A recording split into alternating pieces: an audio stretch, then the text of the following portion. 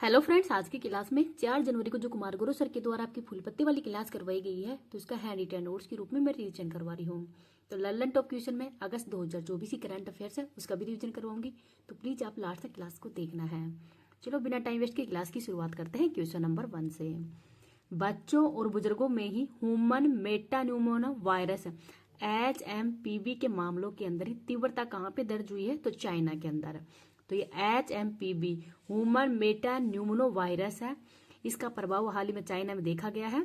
कोविड-19 के जैसे इसके लक्षण हैं और सांस लेने में तकलीफ, खांसी, जुकाम, नाक बंद होना, श्वसन तंत्र को प्रभावित होना, ये सब इसके लक्षण हैं। और बच्चों और वृद्धों के अंदर ये सबसे ज्यादा हो रहा है, क्योंकि इनका प्रतिरक्षण तंत्र है वो कमजोर होता है। इस वजह से बच्चे और वृद्ध हैं वो इससे ज्यादा प्रभावित हो रहे हैं। सार्स क्या है? तो सीवियर एक्यूट रेस्पिरेटरी सिंड्रोम, ये भी श्वसन तंत्र को ही प्रभावित करता है। श्वसन तंत्र की इकाई कपिका है और किडनी की इकाई क्या है? तो नेफ्रॉन है। डिंगा डिंगा वायरस हाल ही के अंदर कहाँ पे हुआ था? तो युगांडा के अंदर हुआ है। इनको भी याद रख लेना। आगे देखते हैं क्वेश्चन नंबर 2। उससे पहले बता दूं कि लर्न टॉप क्वेश्चन जो अगस्त महीने करंट अफेयर्स है वो मैं क्लास के लास्ट में करवा दूंगी और उसकी PDF भी सेंड कर दूंगी। संयुक्त राष्ट्र सुरक्षा परिषद के अस्थायी सदस्य के रूप में किस अफ्रीकी देश को चुना है? तो सोमालिया को। तो 24 अक्टूबर 1945 को ही यूएनओ की स्थापना की गई है। हेडक्वार्टर है न्यूयॉर्क USA में। 6 अंग है, तो 5 अंगों का हेडक्वार्टर तो न्यूयॉर्क के अंदर ही है, जबकि जो अंतर्राष्ट्रीय न्यायालय है उसका हेडक्वार्टर है द हैग नीदरलैंड के अंदर है। तो UNSC संयुक्त राष्ट्र सुरक्षा परिषद है। इसके अंदर 10 सदस्य होते हैं, जिसमें 5 तो स्थायी होते हैं, 10 अस्थायी। तो 5 स्थायी हैं, USA, रूस, चीन, फ्रांस और UK। तो इनको वीटो पावर मिली हुई है। 10 अस्थायी सदस्य, इनका कार्यकाल 2 वर्ष का ही होता है।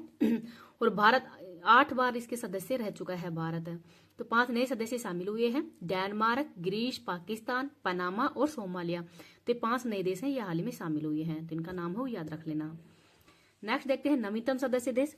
EDB का नवीनतम सदस्य देश इजराइल बना है और NDB का है अल्जीरिया। SCO का 10वां सदस्य देश बेलारूस बना है। नाटो का 32वां सदस्य देश है स्वीडन। G20 का 21वां सदस्य देश बना है अफ्रीकन यूनियन। ब्रिक्स के अंदर 5 नए सदस्य शामिल हुए हैं, मिस्र, UAE, ईरान, इथोपिया और सऊदी अरब अमीरात। तो ये जो ब्रिक्स है इसके अंदर शामिल हुए हैं। और ब्रिक्स का 2024 के अंदर सम्मेलन कहाँ पे हुआ है? तो कजान शहर रूस में। नेक्स्ट है क्वेश्चन नंबर 3।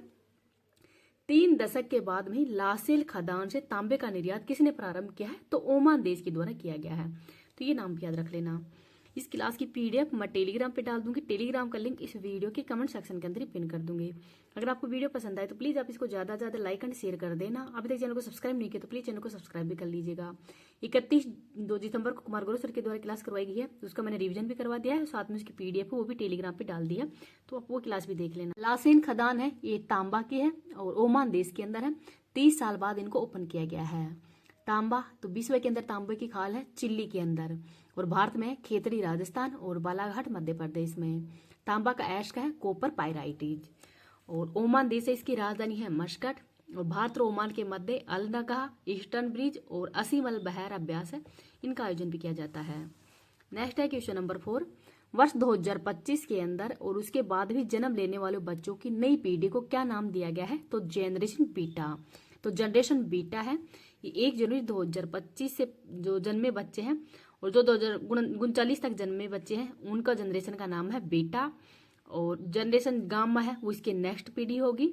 जनरेशन अल्फा इससे पहले की पीढ़ी थी 2010 से 2024 तक की। जनरेशन जेड थी 1995 से 2009 वाली।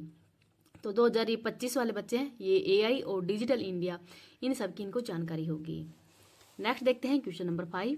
भारतीय कृषि में डिजिटल क्रांति लाने के लिए प्रोजेक्ट विस्तारा किसने प्रारंभ किया है? तो IIT मद्रास ने।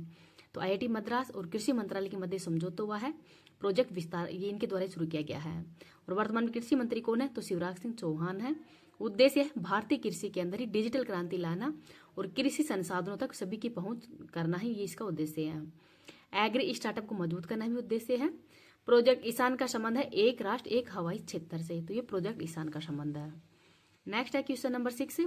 31वीं राष्ट्रीय बाल विज्ञान कांग्रेस का आयोजन कहाँ पे किया गया है? तो मध्य प्रदेश के भोपाल में। और मध्य प्रदेश के CM कौन है वर्तमान में? तो मोहन यादव हैं। विषय क्या है? तो स्वास्थ्य एंड कल्याण के लिए ही पारिस्थितिक तंत्र को समझना, ये इसका विषय है। इस बार 30वां सम्मेलन हुआ था गुजरात के अहमदाबाद में। मध्य प्रदेश, देश की पहली वैदिक घड़ी ये उज्जैन में शुरू हुई थी। सोलर सिटी ये सांची मध्य प्रदेश के अंदर स्थापित किया गया था, इनको भी याद रख लेना। क्वेश्चन नंबर 7 है, ख्वाजा मोइनुद्दीन चिश्ती का 813वां उर्स कहाँ पे प्रारंभ हुआ है? तो राजस्थान के अजमेर के अंदर ही।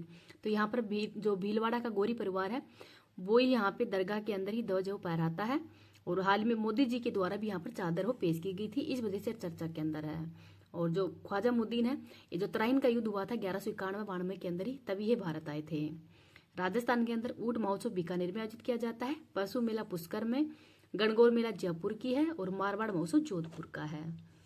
नेक्स्ट है क्वेश्चन नंबर 8, सिख दात परियोजना किसने प्रारंभ की है? तो पंजाब सरकार ने।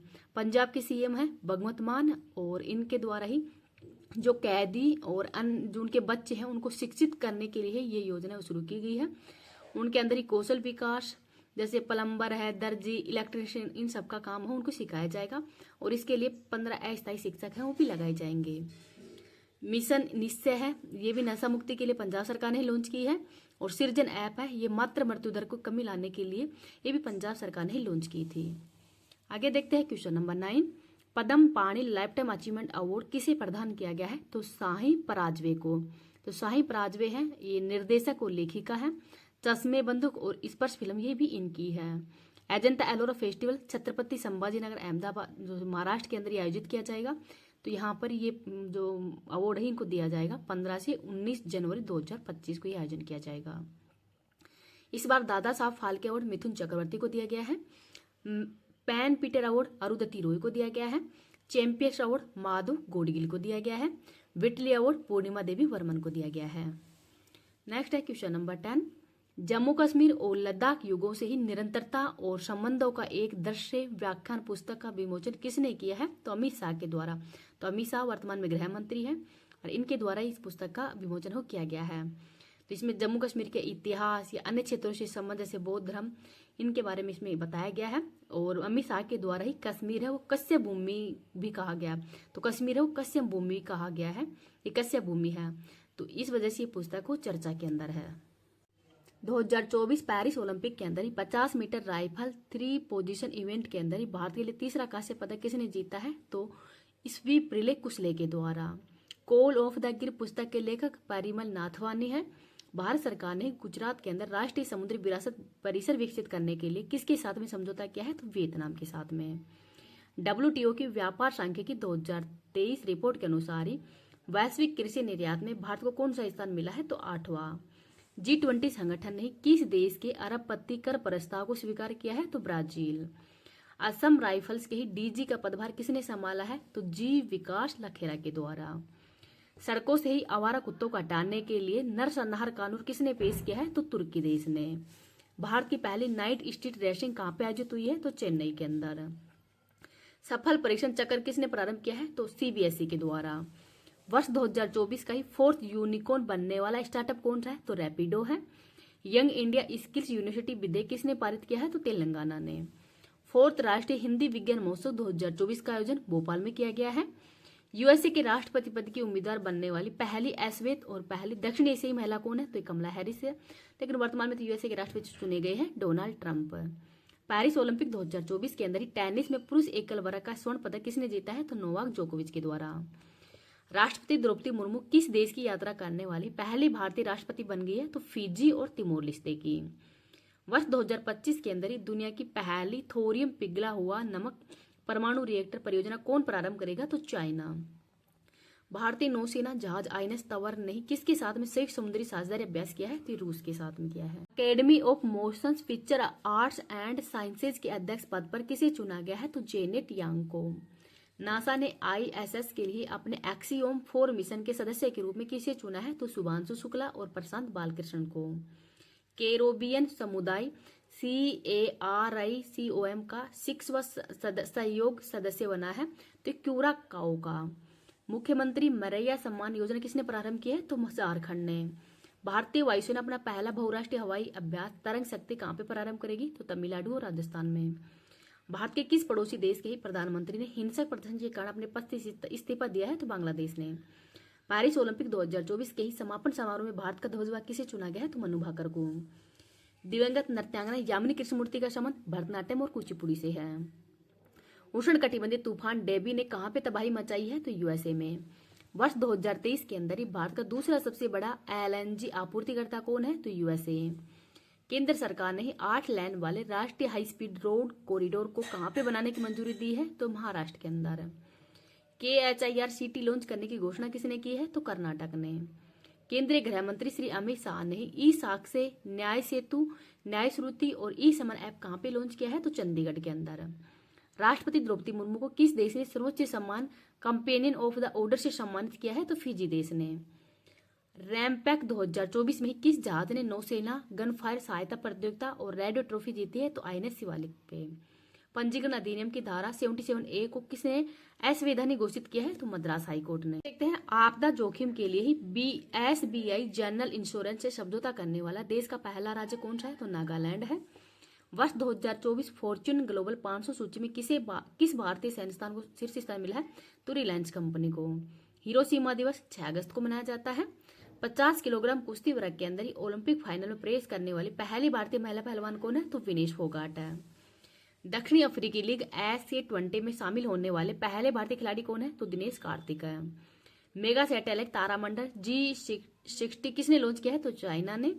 एन कैरी ट्रेड का संबंध किससे है? तो जापान से। बांग्लादेश की अंतरिम सरकार का प्रमुख किसे नियुक्त किया गया है? तो मोहम्मद यूनुस को। भारतीय वायुसेना ने किसे अस्त्र मार्क 1 मिसाइलों के उत्पादन की मंजूरी दी है? तो भारत डायनामिक्स लिमिटेड को। भारत सरकार ने पहली बार किस शाकनाशी सहिष्णुनी फसल की व्यावसायिक खेती की अनुमति दी है? तो HT बासमती चावल की। बिम्स्टेक व्यापार शिखर सम्मेलन का पहला संस्करण कहाँ पे आयोजित हुआ है? तो भारत के नई दिल्ली में। भारत के पहले GI टैग आधारित अंजीर जूस का किसको निर्यात किया है? तो पोलैंड को। बी रेड्डी रिपोर्ट का संबंध किससे है? तो विश्व बैंक से। किस देश के प्रधानमंत्री अहमद अथानी को बर्खास्त किया है? तो ट्यूनीशिया के।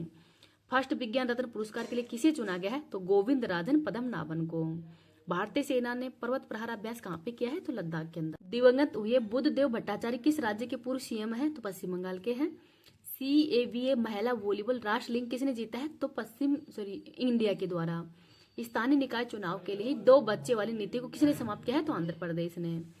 RBI की मौद्रिक नीति समिति ने रेपो रेट कितने प्रतिशत की है? तो 6.5%। भारतीय वायुसेना ने किसके साथ में संयुक्त अभ्यास उदार शक्ति 2024 का आयोजन किया है? तो भारत और मलेशिया के मध्य।